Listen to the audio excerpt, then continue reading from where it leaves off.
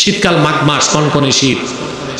স্ত্রীর সাথে রিলেশন করার পর দেখা যায় রাত 12টায় মাঘ মাসের কনকনে শীতে বুড়া গেছে গোসল করতে পুকুরে। কে কইছে এই কষ্ট করতে? এই মাঘ মাসের শীতে রাত বাজে 12টা, পুকুরে যদি গোসল করে 7 দিন আর ভয়তে যাবি স্ত্রীর কাছে? কথা বলে। আরে ভাই, আপনার সাথে সাথে গোসল ফরজ না, আপনার উপর কখন গোসল ফরজ? এখন আপনাদের মধ্যে একটা ভুল মাসালা আছে, বলে দিব। আপনারা যখন বিয়ে শাদী করেন স্ত্রীর কাছে যান, হ্যাঁ? আরে ভাই যান তো, লজ্জা পান কেন? যান না? এখন গোসল ফরজ হয় না? তা আপনারা মনে করেন আপনারা নাপাক হয়ে গেছেন, তাই মনে করেন? দেখছি 70-80 জন বক্তা ওয়াজে বসে এই কথাই কয়, যখন বিবির কাছে যাবেন গোসল ফরজ হবে, নাপাক থাকবেন, নামাজ পড়বেন না। আরে ভাই মুমিন তো কখনোই নাপাক হয় না, তো বিবির কাছে গেলে কেমনে নাপাক হয়? এটা একটা প্রশ্ন, কথা বলেন। আপনাদের মনে জাগছে এটা? মুমিন কখনো নাপাক হয় না যতক্ষণ ঈমান আছে। কাফের কখনো পাক হয় না যতক্ষণ ঈমান আসবে না তার অন্তরে। সুবহানাল্লাহ। তা আপনি যখন স্ত্রীর কাছে যান, ফিজিক্যাল রিলেশন হয়, আপনি নাপাক হন না, আপনি হন জুনুব। কি হন? অর্থাৎ আপনার উপর গোসল ফরজ। গোসল ফরজ হওয়ার মানে এই না যে আপনি নাপাক। আপনার উপর কি গোসল কি? তাই নাপাক বলবেন? বলবেন জুনুবি। কি বলবেন? অর্থাৎ আমার উপর গোসল ফরজ হয়েছে। আরেকটা মাসালা বলে দিই, শীতকাল, কথা বলেন, closely related with our daily life, আমাদের দৈনন্দিন জীবনের সাথে খুব সম্পৃক্ত। শীতকাল, মাঘ মাস, কনকনে শীত। স্ত্রীর সাথে রিলেশন করার পর দেখা যায় রাত 12টায় মাঘ মাসের কনকনে শীতে বুড়া গেছে গোসল করতে পুকুরে। কে কইছে এই কষ্ট করতে? এই মাঘ মাসের শীতে রাত বাজে 12টা, পুকুরে যদি গোসল করে 7 দিন আর ভয়তে যাবি স্ত্রীর কাছে? কথা বলে। আরে ভাই, আপনার সাথে সাথে গোসল ফরজ না, আপনার উপর কখন গোসল ফরজ? ইদা দাখালা ওয়াক্তুল ফাজরে, ফজরের টাইম এন্ট্রি করার পরে গোসল ফরজ। এর আগে আরামে ঘুমায় থাকেন নিয়ে আসা। হ্যাঁ, এর আগে যদি আপনি কোরআন তেলাওয়াত করতে চান, তাহাজ্জুদ পড়তে চান, তখন আবার ফরজ হবে। তো একটা কষ্ট থেকে বাঁচার ব্যবস্থাও বলে দিলাম। তাহলে মুমিন কখনো অপবিত্র হয় না। জীবিত থাকলো কি, মারা গেল যেহেতু তার কি আছে? কাফের কখনো পবিত্র না, যেহেতু তার ঈমান। এতটুকু বুঝাইতে পারলাম? আল্লাহ বলেছেন কদ আফলাহা মান তাযাক্কা, সফলতা লাভ করলো সেই যে তার হৃদয়কে পবিত্র করলো। হৃদয় পবিত্র হয় ঈমান আনলে। আর ঈমান যখন থাকে না, হৃদয়ে শিরক আর কুফর ঢুকে, তখন হৃদয় অপবিত্র হয়ে যায়, মানুষটাও অপবিত্র থাকে। কথা বুঝতে পারছেন? এখন এই যে প্রায় তো 45 মিনিট বক্তব্য হয়ে গেছে, শিক্ষা কি নিবেন? টিচিং কি আজকে? টিচিং হচ্ছে এটা, জীবনে আমরা যাই করি শিরক আর কুফর করব না। যদি আমাদের অন্তরে শিরক আর কুফর না ঢুকে, যত বড় গুনাহগার হই, আমরা পবিত্র হৃদয় নিয়ে আল্লাহর কাছে উপস্থিত হতে পারবো। গুনার বোঝাও যদি থাকে, আল্লাহ পানিশমেন্ট দিলেও বেহেশত দিবেন, আর দয়া হলে পানিশমেন্ট ছাড়াও বেহেশত দিতে পারে। এটা বুখারী শরীফের হাদিস। আল্লাহর হাবিব সাল্লাল্লাহু আলাইহি ওয়াসাল্লাম ইরশাদ করেছেন, আমার উম্মতের কোন ব্যক্তি যদি শিরক আর কুফর না করে, শিরক কুফর যত গুনাহ থাক, ইনশাআ আকাবাহু ফাহুয়া ইলাল্লাহ, ইনশাআ আফা আনহু ওয়া ইনশাআ আকাবাহু। বুখারী শরীফ কিতাবুল ঈমান এই হাদিস এসেছে। কোন বান্দা যদি শিরক আর কুফর না করে, এটা আল্লাহর ইখতিয়ার। ইচ্ছে করলে আল্লাহ তারে শাস্তি দিবেন, ইচ্ছে করলে শাস্তি ছাড়াই বেহেশত দিবেন। কিন্তু কোন ব্যক্তি যদি পাহাড় সমান সোনার উপর আল্লাহর রাস্তায় দান করে, জনহিতকর কাজ করে, সত্য কথা বলে, মানুষের ক্ষতি না করে, ভালো ভালো নীতি বাক্য আওড়ায়, চরিত্র ধরে রাখছে, কিন্তু ঈমান যদি না থাকে, আমল নামায় শিরক আর কুফর থাকলে কোনদিনও সে আল্লাহর জান্নাতে প্রবেশ করতে পারবে না। পারবে? পারবে? তাহলে শিরক আর কুফর করবেন না। এছাড়া যদি আপনার হৃদয়টা পবিত্র রেখে মরতে পারেন, তওবা করলে তো 1 সেকেন্ডের জন্য জাহান্নামে যাবেন না। তওবা যদি নাও করতে পারেন, জাহান্নামে গেলেও অনন্তকালের জন্য আল্লাহ পরে বেহেশত দিবেন। হাদিস সাক্ষ্য, রাসূল করিম সাল্লাল্লাহু আলাইহি ওয়াসাল্লামের একজন সাহাবী ছিলেন ওয়াহশী। কি নাম? এই ওয়াহশী নিজ হাতে আমির হামজাকে শহীদ করেছিল, রাসূলুল্লাহর আপন চাচাকে। সিরাত ইবনে হিশামে এসেছে, ওয়াহশী বলেছেন, আমি যুদ্ধ করতে উহুদে যাই নাই, আমি আল্লাহর হাবিবের চাচা আমির হামজাকে হত্যা করতে গেছি ভাড়াটে খুনি হিসেবে। ওয়াহশী বলেন, আমি সাইয়্যিদুশ শুহাদা, শহীদগণের মহান নেতা আমির হামজা সিনার মধ্যে বর্ষা গেঁথে দিলাম। হযরতে আমির হামজা রাদিয়াল্লাহু তাআলা আনহুর দেহ মোবারকটা উহুদ ময়দানে লুটায় পড়ল। আবু জাহেলের স্ত্রী হিংস্র নারী নষ্টা ভ্রষ্টা সেজে আমির হামজার সিনাটা বিদীর্ণ করে কাঁচা কলিজা বের করে চর্বণ করেছে। হযরতে আমির হামজার নাক কান কেটে মালা পরিধান করে উল্লাস করেছে। উহুদ ময়দানে আল্লাহর হাবিবের দাঁত শহীদ হয়েছিল, কিন্তু আল্লাহর হাবিব এত বেশি ব্যথা পান নাই। উহুদ ময়দানে আপন চাচা আমির হামজার শাহাদাতের দৃশ্য দেখে রাসূলুল্লাহ যে ব্যথা পেয়েছিলেন। ওয়াহশী বলেন, মক্কা বিজয় হয়ে গেল, দলে দলে লোক ইসলাম গ্রহণ করে মুসলমান হচ্ছে। আমি মক্কা ছেড়ে পালিয়ে যেতে লাগলাম। লোকেরা আমাকে বলল, ওয়াহশী আইনা তুরিদু, কোথায় যাও, কোথায় পালাও? আমি বললাম, মক্কা ছেড়ে চলে যাচ্ছি, কারণ প্রতিটা মানুষ ক্ষমা পেতে পারে, আমি জানি আমি ক্ষমা পাওয়ার যোগ্যতা রাখি না। মক্কার লোকেরা বলল, রে ওয়াহশী, একবার রাহমাতুল লিল আলামিনের কদমে চলে যাও, মুহূর্তেই তোমার মতো অপরাধীরে তিনি মাফ করে দিতে পারে। ওয়াহশী বলেন, আমি বুক ভরা ভয় নিয়ে আল্লাহর হাবিব সাল্লাল্লাহু আলাইহি ওয়াসাল্লামের সামনে উপস্থিত হলাম। রাসূল করিম সাল্লাল্লাহু আলাইহি ওয়াসাল্লাম বলেন, তুমি কে? আমি বললাম, আমার নাম ওয়াহশী। কোন ওয়াহশী? আপনার চাচার হত্যাকারী। কেন এসেছো? ক্ষমা চাইতে, কালেমা পড়তে, মুসলমান হইতে।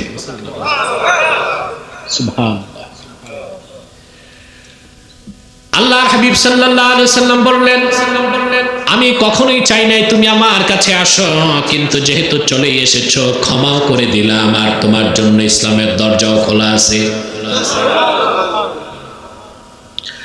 ওয়াহশী বললেন, ইয়া রাসূলুল্লাহ, ইয়া হাবিবাল্লাহ, লা উসলিমু হাত্তা আসমাআ কালামাল্লাহ, ততক্ষণ পর্যন্ত আমি মুসলিম হব না যতক্ষণ না আল্লাহ রাব্বুল আলামিন ওহীর মাধ্যমে না জানাবেন আমি ঈমান আনলে তিনি আমারে মাফ করবেন। সুবহানাল্লাহ বলবেন না? আল্লাহর পক্ষ থেকে ওহী আসে। والذين لا يدعون مع الله إلها آخر ولا يقتلون النفس التي حرم الله إلا بالحق ولا يزنون ومن يفعل ذلك يلقى أثاما। আল্লাহ ঘোষণা করে দিলেন, আর যারা আল্লাহর সাথে অন্য কাউকে ইলাহ বলে ডাকবে না, অন্যায়ভাবে মানুষ হত্যা করে না, জেনা করবে না, আল্লাহ তাদেরকে মাফ করে দিবেন। আর এই কাজগুলো যারা করবে কঠিন শাস্তির সম্মুখীন তারা হবে। ওয়াহশী বললেন, ইয়া রাসূলুল্লাহ সাল্লাল্লাহু আলাইহি ওয়াসাল্লাম, ইন্নী আশরাকতু বিল্লাহ ওয়া কাতালতু আন-নাফসাল্লাতী হারামাল্লাহু ইল্লা বিল হাক্কি ওয়া জানাইতু, আমি শিরক করছি, আমি আপনার চাচাকে শহীদ করছি, কতবার জেনা করছি তার তো হিসাব নাই। আমি মুসলমান হইলে লাভ কি? আল্লাহ তো মাফ করবে না, আল্লাহ তাআলা তো মাফ করবেন না। আবার আয়াত নাজিল হয়ে গেল, ইল্লা মান তাবা ওয়া আমানা ওয়া আমিলা আমালান সালিহান ফাউলাইকা ইউবাদদিলুল্লাহু সাইয়্যাতিহিম হাসানাত ওয়া কানা আল্লাহু গফুরার রহিমা। আল্লাহ রাব্বুল আলামিন আবার ঘোষণা করলেন, ইল্লা মান তাবা ওয়া আমানা ওয়া আমিলা আমালান সালিহা, তবে ওইসব কাফের মুশরিকদের মধ্যে যে তওবা করবে, ঈমান এনে হৃদয়কে পবিত্র করবে, সুবহানাল্লাহ কইবেন না, অতঃপর নেক আমল করবে, ওই রকম প্রত্যেক মানুষকে আল্লাহ ক্ষমা করে দিবেন, তাদের গুনাহগুলোকে আল্লাহ পাক নেকের দ্বারা বদল করে দিবেন। সুবহানাল্লাহ। ওয়াহশী বললেন, ইয়া রাসূলুল্লাহ সাল্লাল্লাহু আলাইহি সাল্লাম, এখন আমি মুসলিম হতে পারছি না। আল্লাহর হাবিব বললেন, কেন?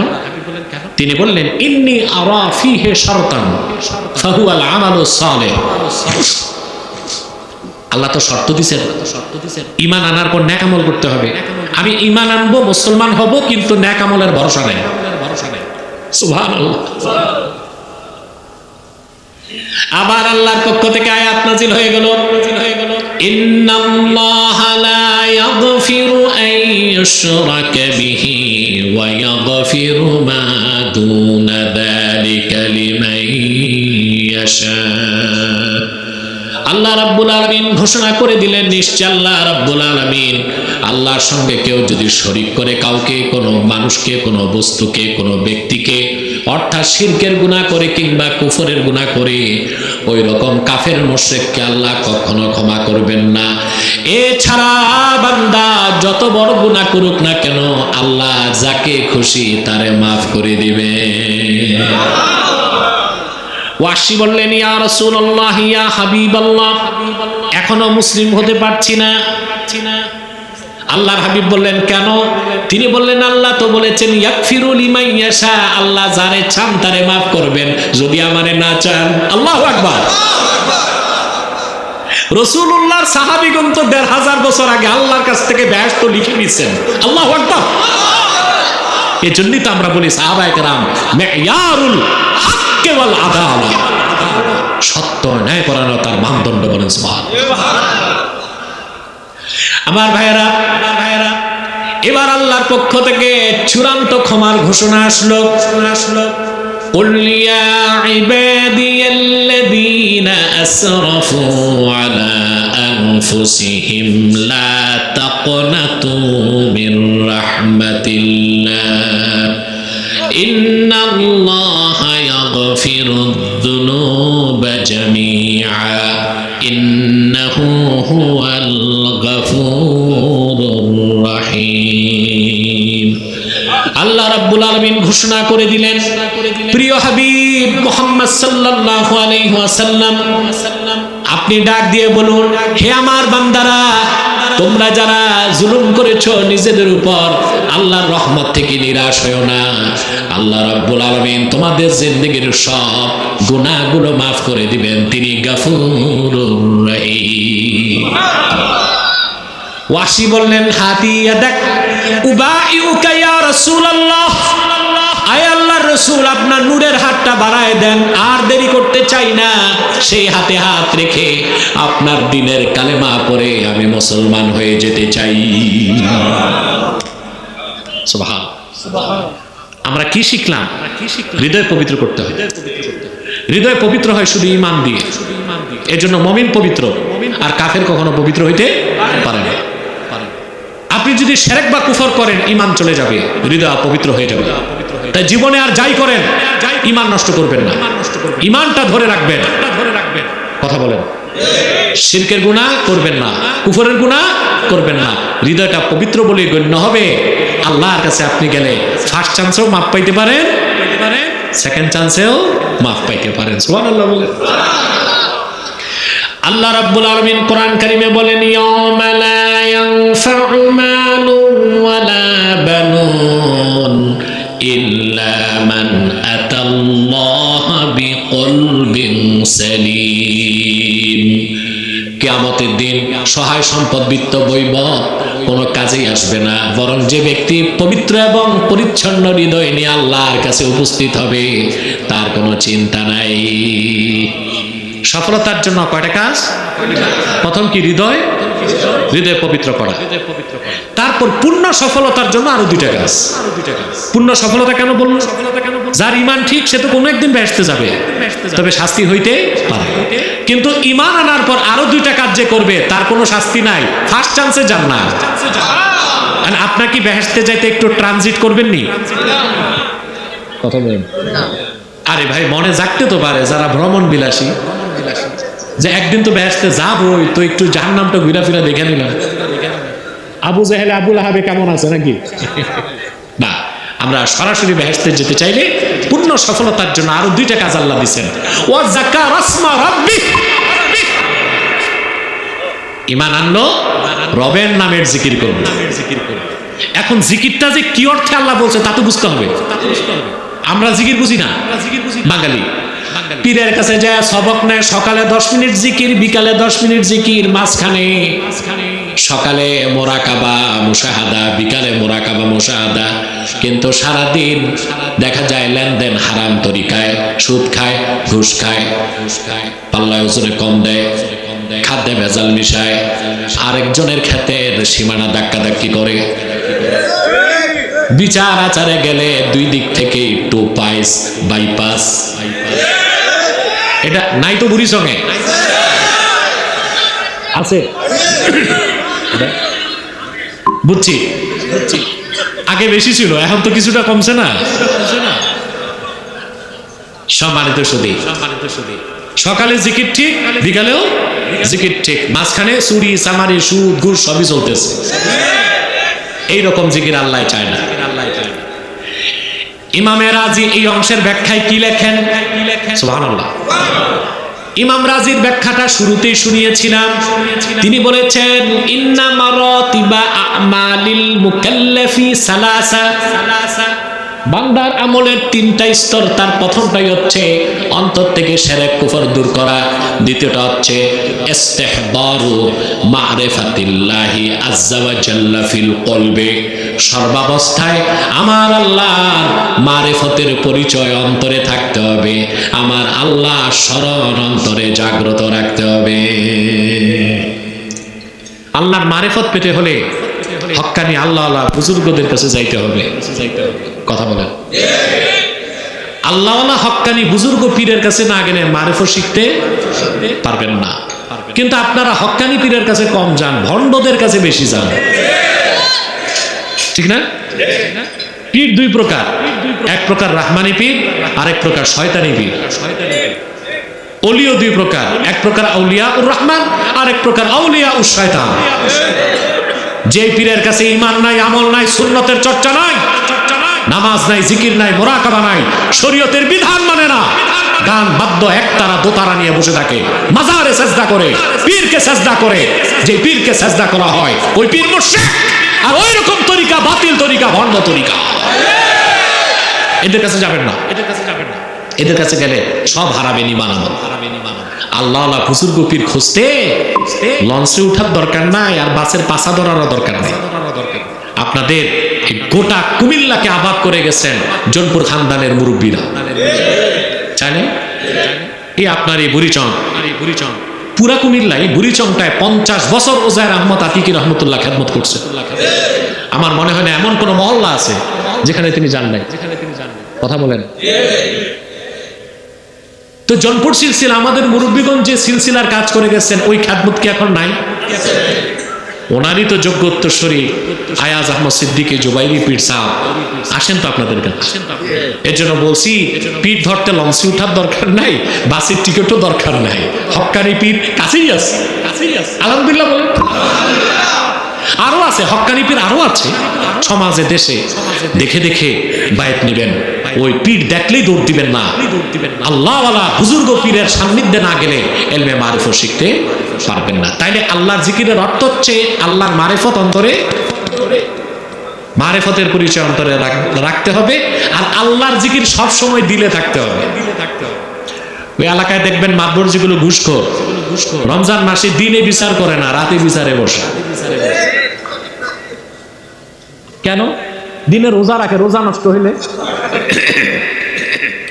তো বলে তারাবি পড়াইছো, সারাদিন রোজা রেখা তারাবি নামাজ পড়া, তারপরে একদিক বিড়ি ধরাইছে আর একদিক বিচার করে। পকেটে যেই দিক গরম বেশি রায় ওই দিক যায়। বেটা আহমক, রোজা রাখছো যখন দিনে তখনই আল্লাহ তাআলা দেখছে, আর রাতে দেখেন নাই। কথা বলে সর্বাবস্থায় আল্লাহর জিকির থাকবে কোথায়? অন্তরে। এই জন্য আল্লাহ বলেছেন ওয়া যাকার আসমা রাব্বি। 3 নাম্বার বলে দিয়েছেন আল্লাহ তাআলা সবচেয়ে বড় জিকির ফাসাল্লা, নামাজ পড়লো। সুবহানাল্লাহ। নামাজ ছাড়া ফার্স্ট চান্সে বেহেশতে যাওয়ার কোনো সুযোগ আছে? 5 ওয়াক্ত নামাজ পড়বেন না?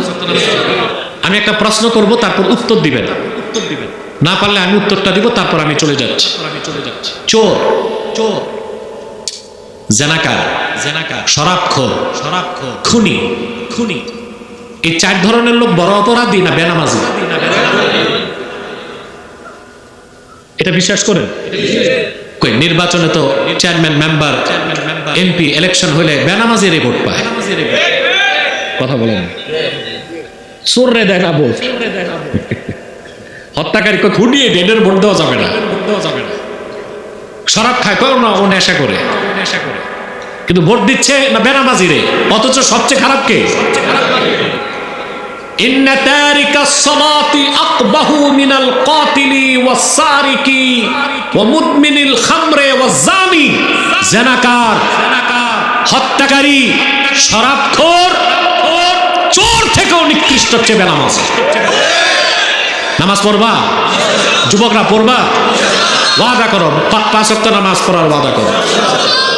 বলেন ইয়া আল্লাহ, ওয়াদা করছি আজ থেকে 5 ওয়াক্ত নামাজ জামাতের সাথে আদায় করব।